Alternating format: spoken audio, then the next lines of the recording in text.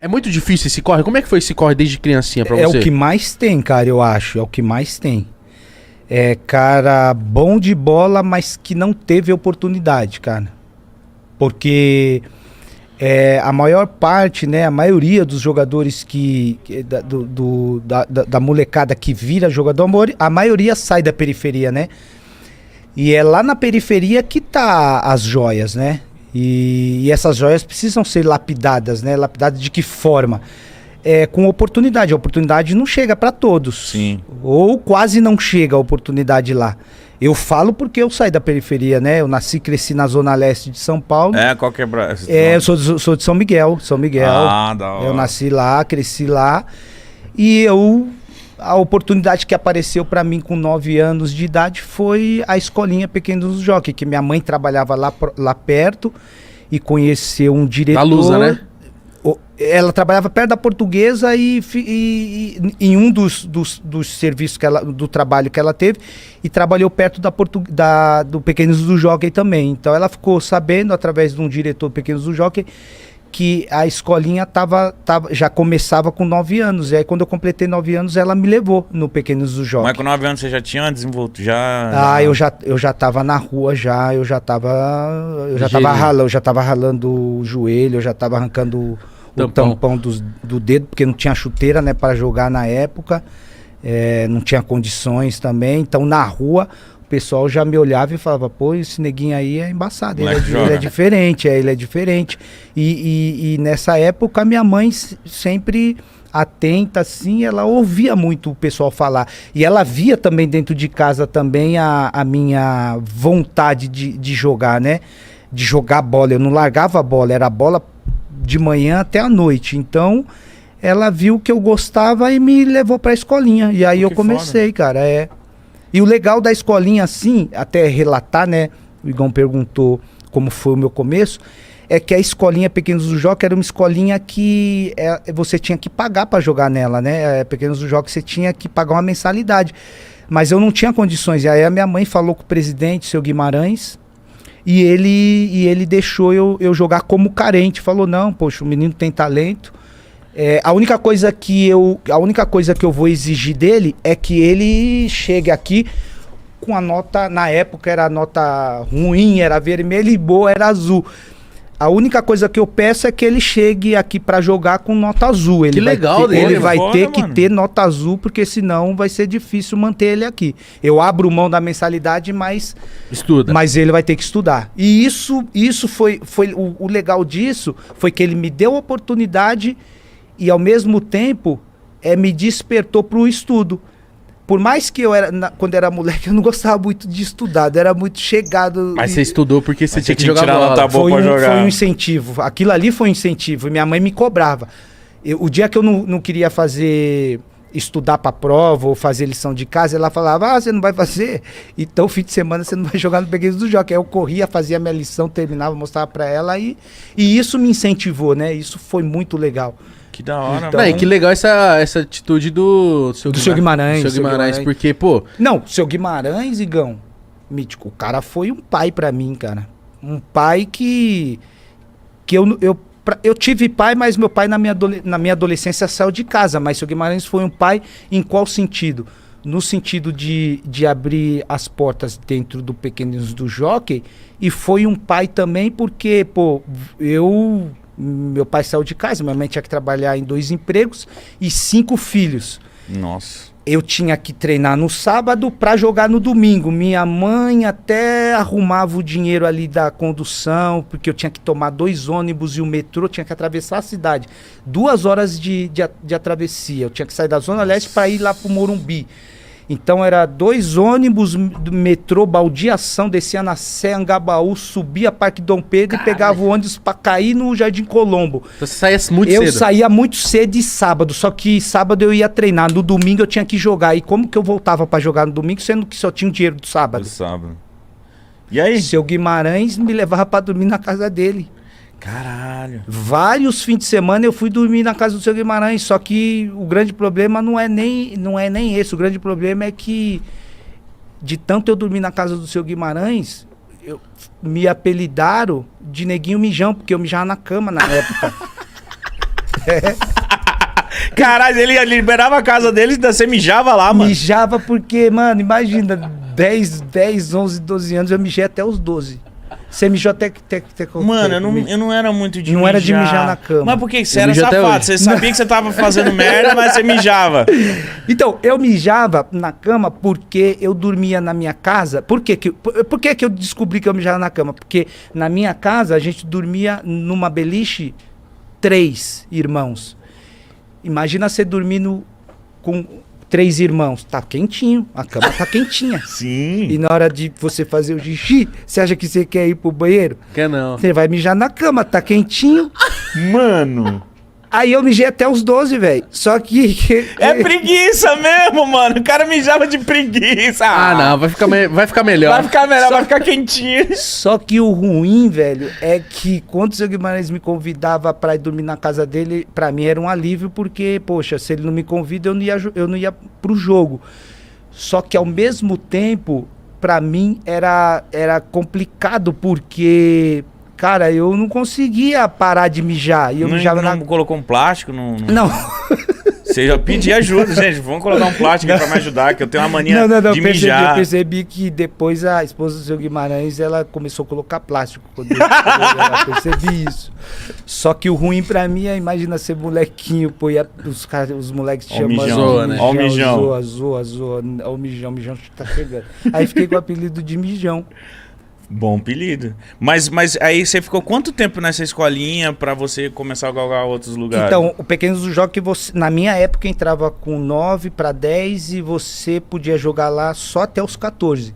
Porque depois, quando completa 14 anos, o seu Guimarães sempre achou que é a idade limite para você, quem tem talento... E procurar um clube, procurar um clube, né? Então, o prazo que ele dava era até 14 anos. E aí, quando eu completei 14 anos, foi quando eu saí do Pequeninos do Jockey. Foi a última excursão que eu fiz para a Europa com eles. E quando eu voltei, eu fiz um teste no Palestra de São Bernardo, na época... porque teve um diretor lá que me viu jogar no time do meu bairro e me levou para fazer uma avaliação. E eu passei na primeira e estava indo bastante tempo já lá nesse time. E aí quando eu tava... Mas não estava recebendo nada? Não tava. Ali era um parto para conseguir o dinheiro da condução para ir 3 vezes por semana, que os treinos eram 3 vezes por semana. Ai, e aí eu jogando lá já tinha umas 3 semanas, 14 para 15.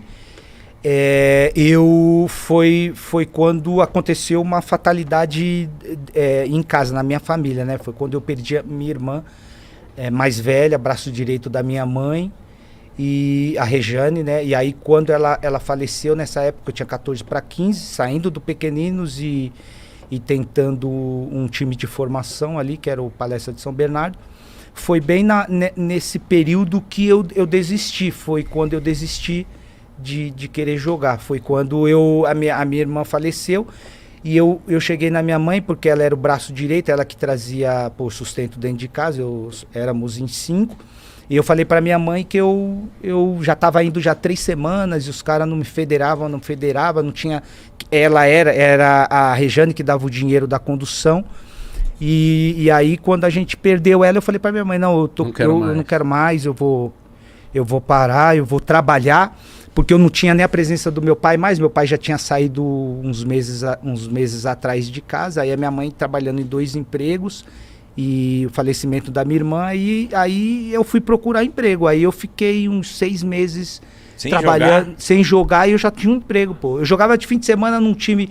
no Beira Rio, que era o time do meu bairro, que o diretor era o Sabesp. Na época ele me levava, me dava 50 conto por jogo, ele até me pagava um dinheirinho, me pegava em casa, me levava a jogar, me dava 50 conto, e esse dinheiro ajudava no sustento de casa. Eu era office boy, pô. Office boy. Tava felizão. Ficava batendo 15 perna. anos, 15, 14, eu tava jovem aprendiz, já para assinar a carteira, fiquei 3 meses jovem aprendiz, depois de 3 meses assinaram minha carteira de office boy. E aí eu comecei a trabalhar, pô, eu falei pra minha mãe que não queria jogar mais, tô decidido a trabalhar, quero ajudar a senhora aqui, vejo o sacrifício da senhora tendo que trabalhar em 2 empregos e fui trabalhar. E aí foi quando eu, já 6 meses de trampo ali, carteira assinada, já tinha o meu ticket de refeição, vale transporte, estava felizão, tirava um dinheirinho para comprar uma calça, um tênis, para ir bem vestido pelo menos para a escola, e o resto eu dava para minha mãe. O resto que eu falo não era muito, né? Ganhava, acho que na época 2 salários mínimos, né? Mais ticket de refeição e vale transporte, pô, eu tava felizão. Então, tava bem, legal, tava bem, legal. eu tava felizão, tava top. E aí, do nada, minha mãe apareceu em casa falando que fez a minha ficha,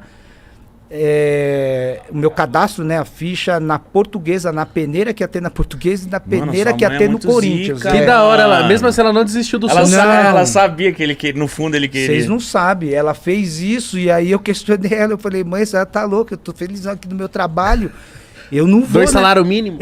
2 salários, pô, vale transporte, que de refeição, ainda às vezes eu consigo até na época, se você descia por trás, você conseguia segurar o vale transporte você podia trocar. Em dinheiro. Pegar um dinheirinho. Pegar o dinheiro. Isso, ainda. pô, eu meti essa direto. E aí ela falou, eu falei, não, tá louco, eu não vou não, pô, tô legal aqui no meu trabalho, tô felizão. E eu tô até com moral na escola, o pessoal fala, pô, você tá trabalhando, tá com tênis novo? Eu falo, tá trabalhando do quê? Office boy na quebrada na época era bem visto. Porque ganhava um dinheirinho, comprava sua calça ali, Zump na época, é que vocês são novos, vocês não Mas tô ligado, minha mãe fala da Zump. Zump era embaçado, tinha uma Zumpzinha, conseguia um Adidas de couro ali, ou às vezes um quichutinho pra jogar, para bater uma bola. Então eu conseguia, com meu saláriozinho, comprar pelo menos um tênisinho. Então eu tava feliz, pô. Ia pra escola já bem vestido. E aí quando ela veio com essa, fiz a sua inscrição na Portuguesa, daqui 2 meses a gente vai lá fazer a peneira. Aí eu falei, mãe, eu não vou porque eu tô trabalhando. E a senhora também, como é que a senhora vai me levar? Porque ela que sempre me levou, né? Aí ela falou, não tem problema não, vou pedir dispensa pro meu patrão e peço pro teu também, que eu já conheço ele. Aí ela pediu dispensa e o patrão me dispensou, eu torcendo pra ele não me dispensar, né? Sério, mano? Na semana eu até falei pra ele, eu acho que, se eu não me engano, o nome dele era Seu Edivaldo. Falei, Seu Edivaldo, minha mãe vai chegar aí e ela vai falar de liberar pra fazer a peneira aí num clube. Fala pra ela que durante a semana a gente vai ter bastante serviço aqui, eu vou ter que entregar bastante carta, vou ter que ir no banco. Eu não tô afim de ir, não. Eu falei isso pra ele, pô.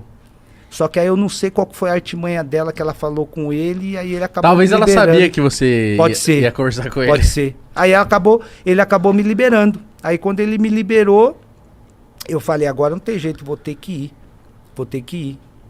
E aí foi quando eu fui. Aí... E aí, mas você chegou lá pra fazer um teste?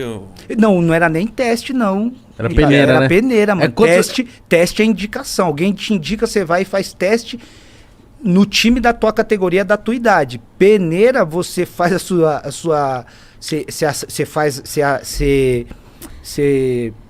você faz a ficha técnica, né, que é onde você coloca os seus dados, eles te ligam e falam, ó, tal dia vai ter a peneira da tua idade, você vem pra peneira. Aí a peneira é você chegar, peneira eles dão um horário lá, que tem que estar às 2 horas no portão tal, você chega às 2, eu cheguei às 2 horas no portão tal, quando eu cheguei às 2 horas no portão tal, lá no Canindé, eu quis voltar para trás porque a fila pra peneira tava dando volta no Canindé. Eu falei, mãe, nossa, chegamos às 2, a gente não vai entrar para jogar, para fazer a peneira aí nunca.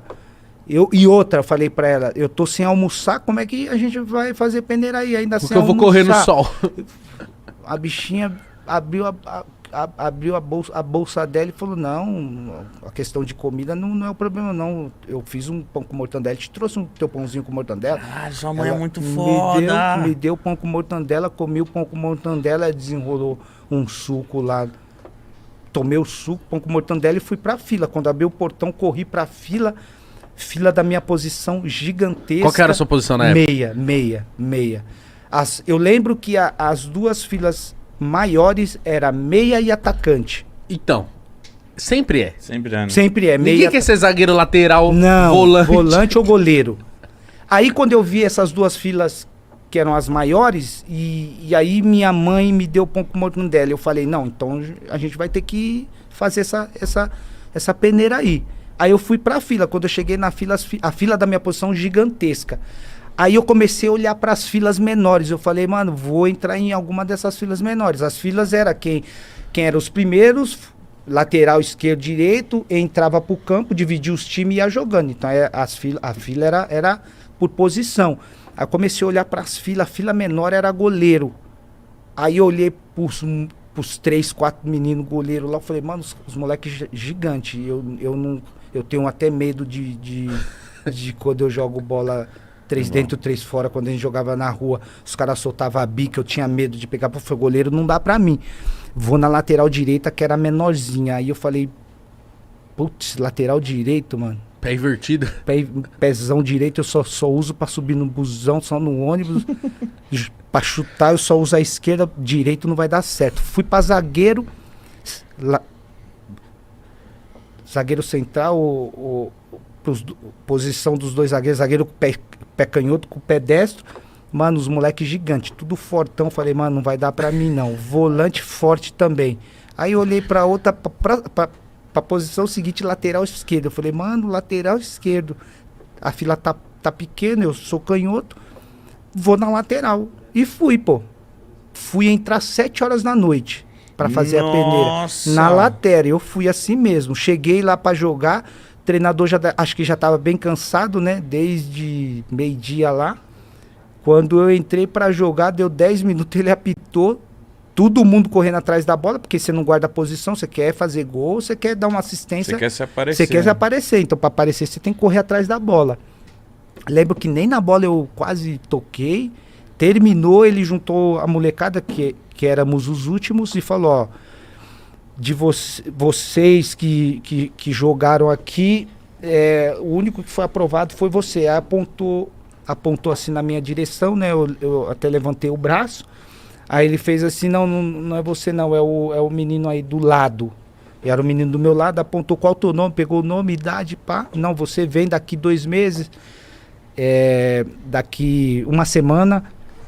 A seletiva vai estar menor, você vai passar para a próxima fase de avaliação. Os demais, infelizmente não deu certo, continue estudando, tenta outra coisa ou volta ao ano que vem. E você tava nesse bolo? Tava no bolo. Terminou, todo mundo levantou ali, eu muito desapontado, triste, né? Porque, pô, perdi, na minha cabeça vinha, pô, perdi meu dia de trabalho pra vir aqui, não ser aprovado, os caras nem me olharam direito. E tô indo em direção da minha mãe pra gente ir pra Marginal pegar o ônibus pra ir pro metrô, do metrô pra casa.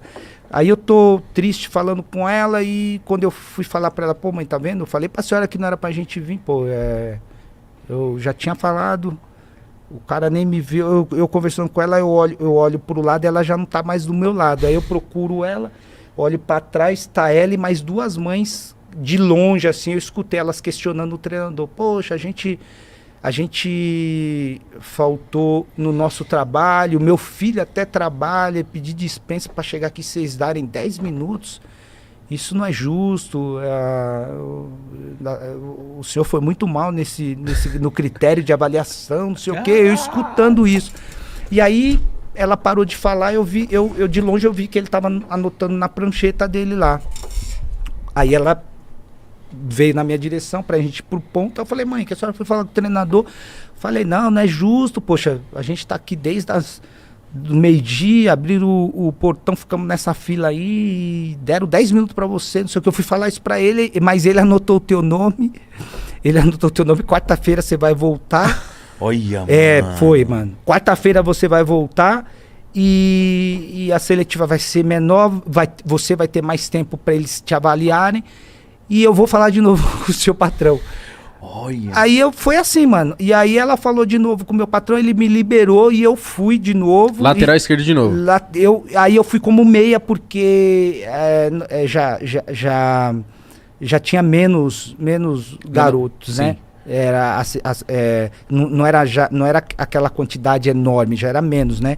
Já era mais uma seletiva. Então eu consegui fazer a avaliação na minha posição. E aí, a partir daí, eu fui voltando todas as quartas-feiras. E aí, para voltar todas as quartas-feiras, eu não tinha o dinheiro para voltar todas as quartas-feiras. Eu lembro que nenhuma quarta-feira a minha mãe tirava o dinheiro da mistura, que a mistura era um ovo, às vezes a sardinha. Quando ela tirava na quarta-feira o dia da mistura, ela pedia emprestado na outra. Mas eu não deixei de ir em nenhuma das quartas. Ela sempre conseguiu buscar o recurso, que não tinha dentro de casa.